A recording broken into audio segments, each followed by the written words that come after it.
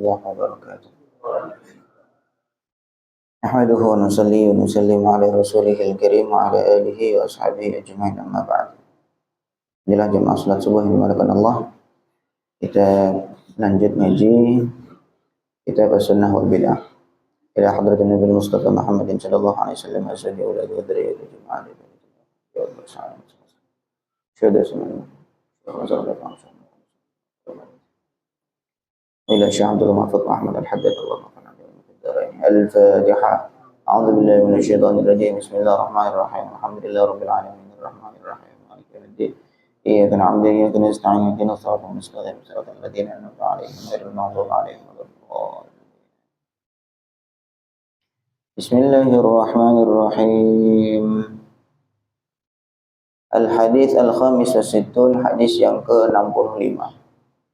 Masih dalam bab reaksi atau sikap Nabi SAW kepada amaliyah, amalan-amalan atau perbuatan-perbuatan para sahabat yang tidak sesuai dengan arahan baginda Nabi SAW. An Abi Umamah anna fatan min Quraisy, ada seorang pemuda dari Quraisy. Ja'a ila Rasulillah sallallahu alaihi wasallam, datang kepada Rasul. Qal, dia mengatakan, ya Rasulullah, i'dzan li fi zina, izinkan aku untuk berzina. Fa aqbala al-qawmu alaihi, maka para sahabat, orang-orang semua menghadap kepada si pemuda tadi. Wa zajaruhu, dan mereka menegurnya. Fa qalu, maka mereka mengatakan, mah. Ini bahasa Arab yang mungkin bisa hus begitu, atau ya teguran lah. Faqala sallallahu alaihi wasallam, maka Nabi bersabda, udnu minni, mendekatlah kepadaku. Fadana minhu qariban, maka si pemuda itu mendekat kepada baginda Nabi sallallahu alaihi wasallam. Faqala, maka Nabi bersabda atau bertanya, atuhibbuhu li ummika, apakah kamu senang zina itu terjadi untuk ibumu, kepada ibu? Apa kamu senang kalau zina itu terjadi pada ibumu? Qal, dia menjawab, la wallahi ya Rasulullah, ja'alani Allahu fidak. Demi Allah, tidak ya Rasul, saya enggak suka kalau ibu saya dizinai.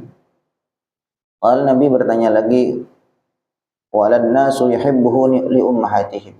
Begitu juga manusia yang lain, bukan kamu saja, manusia yang lain pun juga enggak suka kalau ibunya mereka dizinai. Qal, Nabi bertanya lagi, afatuhibbuhu li ukhtika, apakah kamu senang kalau saudari perempuan kamu itu dizinai? Tsumma dzakara al-ammata wal khalata kadzalik.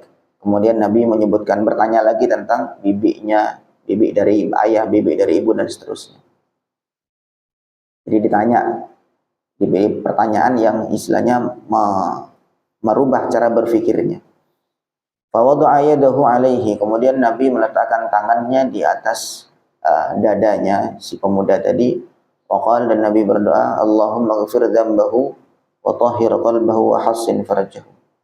Ya Allah, ampuni dosanya, bersihkan hatinya, dan jagalah farjinya.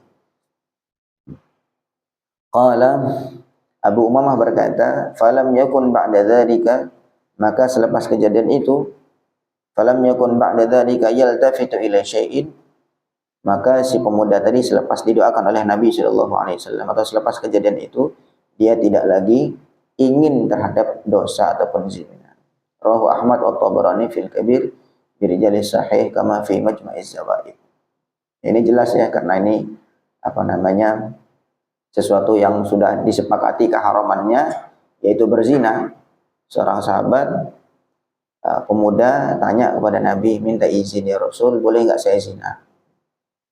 Maka Nabi meluruskan cara berfikirnya. Kemudian ditanya, kamu suka enggak kalau kamu kan zina kan sama perempuan? Bisa jadi perempuan itu adalah ibunya seseorang, atau saudarinya orang lain, atau bibinya orang lain, atau anaknya orang lain, dan seterusnya.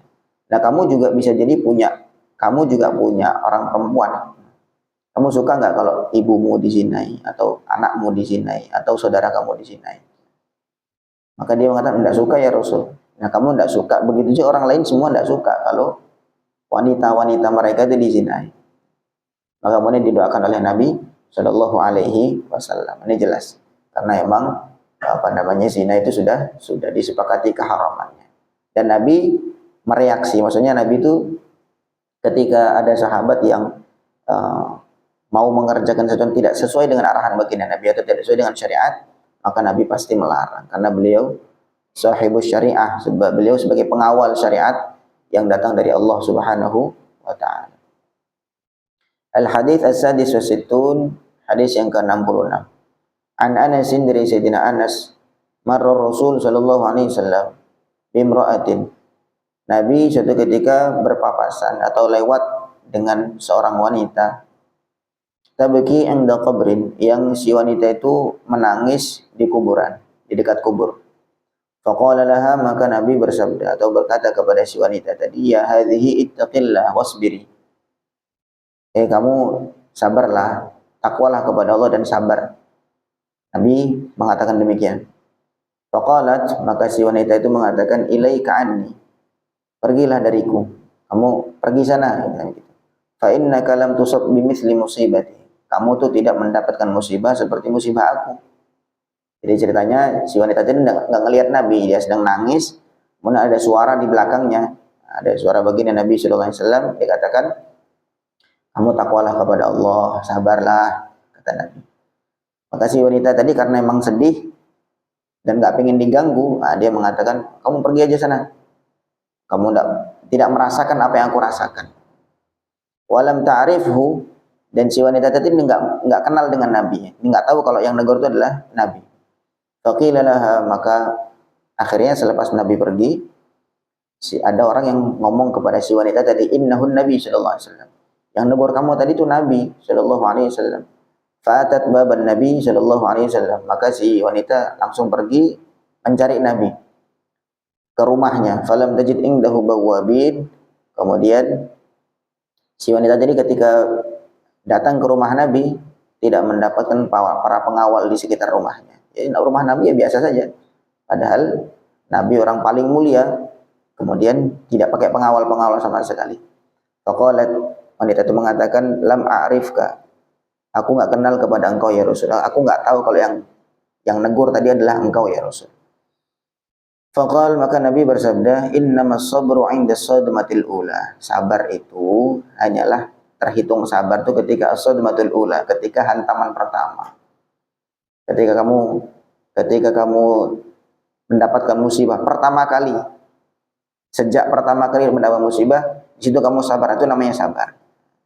Tapi kalau sudah sekian lama pertamanya tidak sabar, ngamuk-ngamuk dulu, baru kemudian selepas sekian hari baru ya sudah sabarlah, itu bukan sabar, namanya pasrah.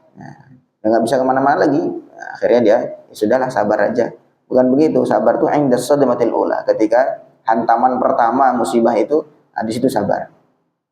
Muttafaqun alaihi. Wa fi riwayat Muslim, dalam riwayat Muslim disebutkan, tabki ala sabiyin laha, si wanita itu menangis karena yang meninggal itu adalah anaknya. Wa dzakaral hadits, dan disebutkan hadis mirip seperti yang tadi, riwayat Imam Muslim. Jadi Nabi memberi pelurusan.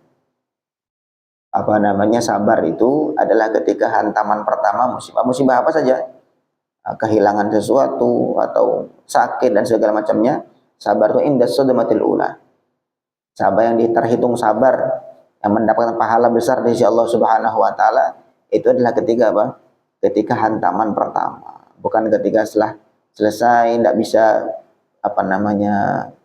tidak bisa lagi bersedih, barulah dia sudahlah sabar aja. Itu bukan sabar, namanya pasrah. Itu dia karena nggak bisa lain lagi, nggak bisa lari lagi ya nggak bisa usaha lagi, akhirnya baru dia sabar. Nah, kemudian juga di sini menerangkan bagaimana ketawaduan baginda Nabi Shallallahu Alaihi Wasallam. Nabi walaupun orang paling mulia, tetapi beliau alangkah tawaduknya, tidak memiliki pengawal-pengawal. Dan itu karena saking baiknya Nabi, saking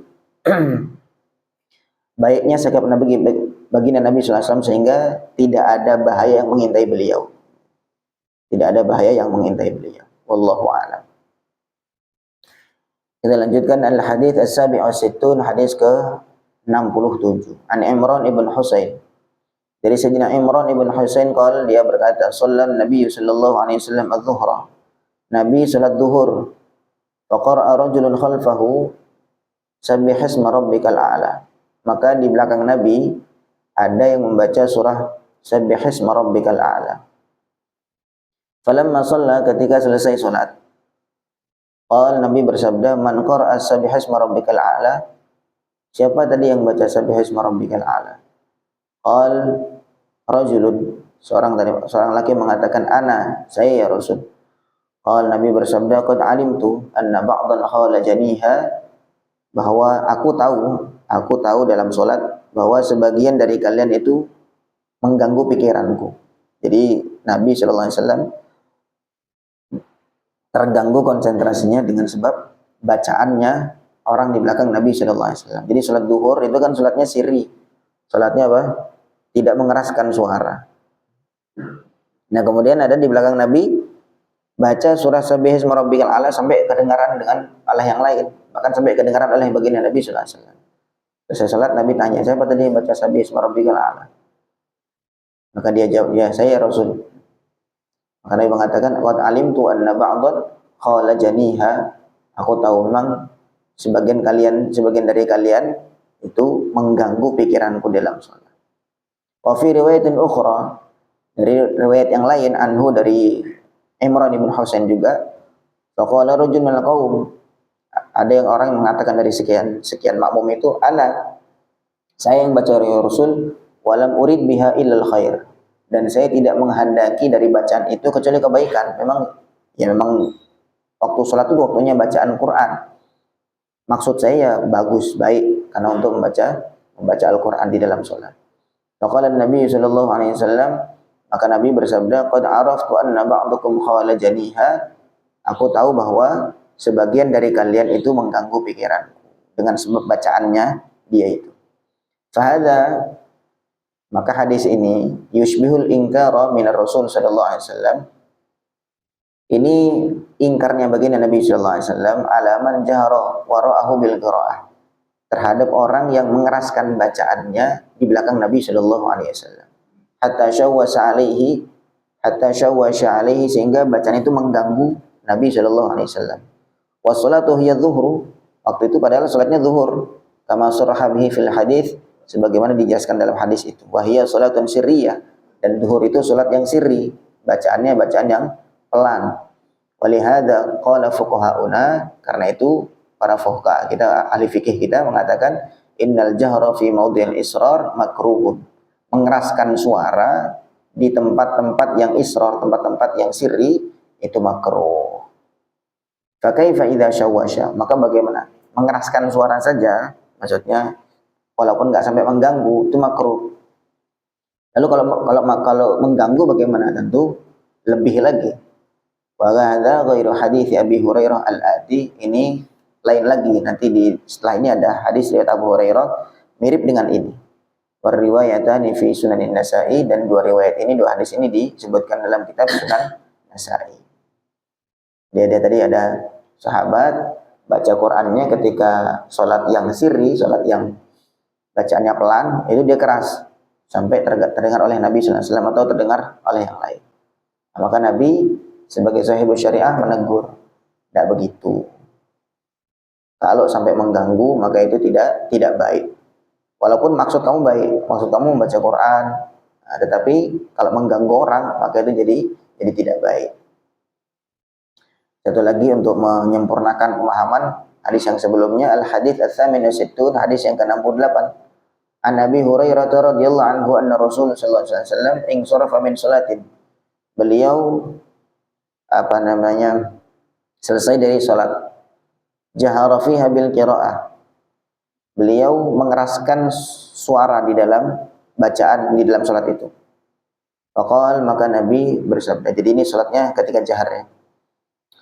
Nabi bersabda, hal qara'a ma'i ahadun minkum anifan. Waktu tadi saya membaca Quran, apakah tadi ada yang ikut baca juga? Qala rajulun, seorang lagi mengatakan, "Naam ya Rasulullah." Ya, saya juga ikut baca ya Rasul. Maka Nabi bersabda, aku lumali unaza'ul Qur'an. Aku di dalam salat itu, aku tuh dalam hatiku mengatakan, kenapa aku kok diadu dengan Quran? Aku sedang baca Quran, kok di belakangku juga ikut baca Quran. Maka perawi mengatakan, Abu Hurairah mengatakan, fantahan nasu anil qira'ah fi ma jahara fihi Rasulullah SAW. Maka akhirnya semenjak itu, kejadian itu, para sahabat pun berhenti dari membaca Al-Quran ketika mereka mendengar Nabi mengeraskan suara. Jahara fihi Rasulullah SAW bil qira'ah. Nabi mengeraskan suara minas salati, di dalam salat, hina sami'u dzalik, ketika mereka mendengar suara baginda Nabi sallallahu alaihi wasallam. Jadi ketika makmum dengar bacaan imam, maka dia tidak boleh membaca, dia tugasnya mendengarkan bacaan imam. Dia nggak boleh sibuk baca sendiri. Tadi itu kejadiannya, ada sahabat sholat bersama Nabi, kemudian Nabi waktu itu sedang sholat di suara yang keras, yang sholat maghrib atau subuh atau isya. Kemudian ada yang ikut juga baca. Nabi tanya, tadi ada yang baca Quran juga bareng dengan saya? Iya ya Rasul, saya baca juga. Maka Nabi mengatakan, saya tadi dalam sholat itu dalam hati ngomong, kenapa mali unaza' bil Quran? Kenapa saya kok diadu sama Quran? Saya yang baca Quran diadu lagi dengan bacaan yang lain.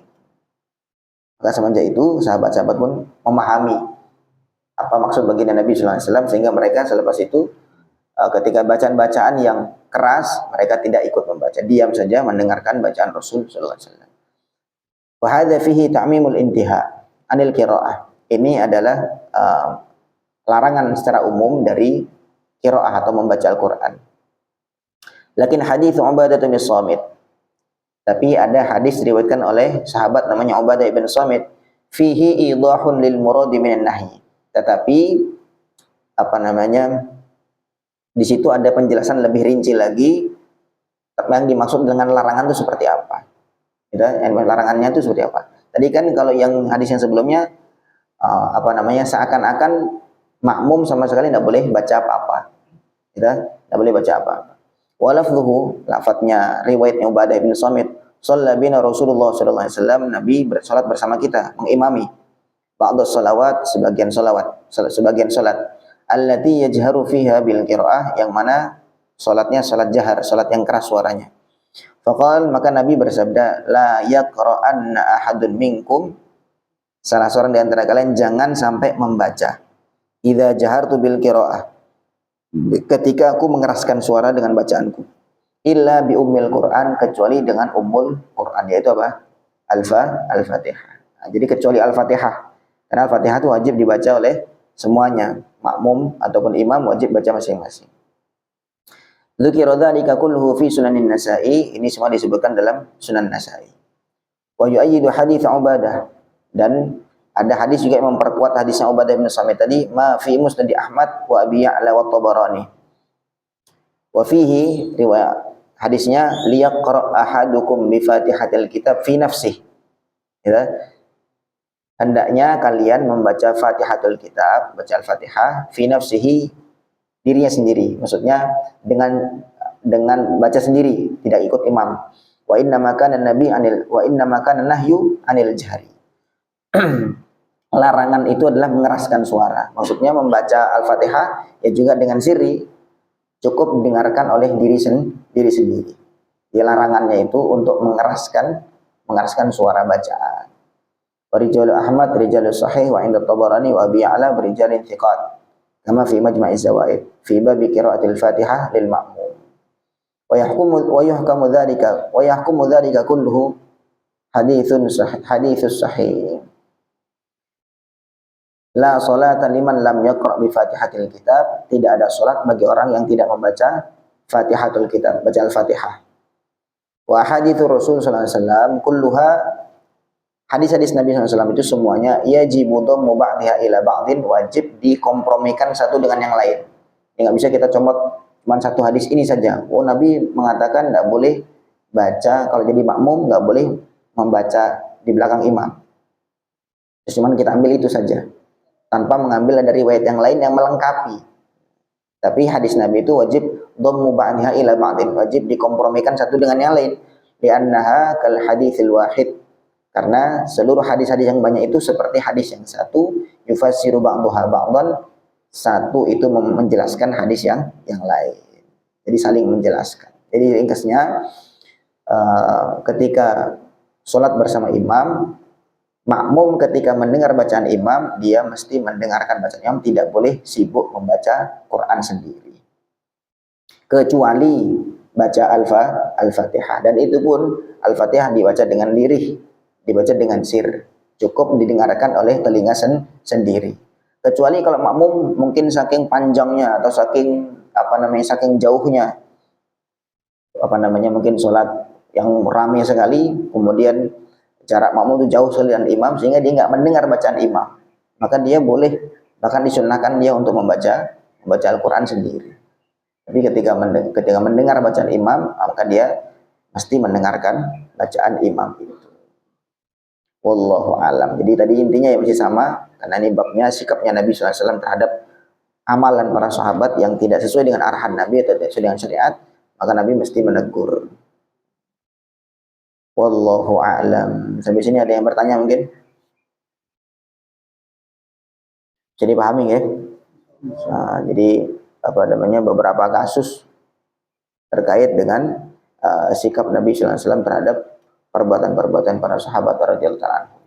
Mudah-mudahan bisa dipahami, bisa mendapat jadi tambahan ilmu untuk kita semua. Subhanallah bihamdihi, subhanakallah wa bihamdika, asyhadu an la ilaha illa anta, astaghfiruka wa atubu ilaik.